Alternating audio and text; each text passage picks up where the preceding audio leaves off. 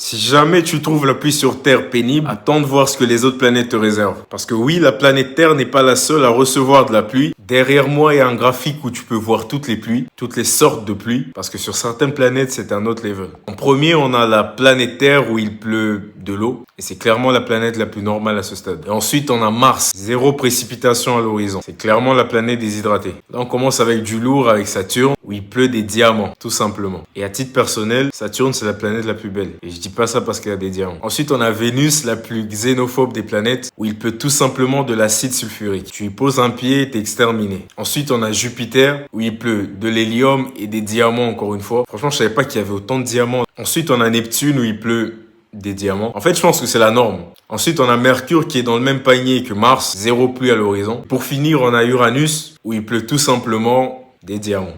Voilà. En fait, et si jamais tu te demandes d'où viennent ces diamants, ce qui est une question plutôt légitime, faut savoir que sur certaines planètes riches en carbone, la pression et la chaleur extrême transforment le méthane en diamant. Like et abonne-toi si t'as appris quelque chose et dis-moi en commentaire quelle est ta planète préférée.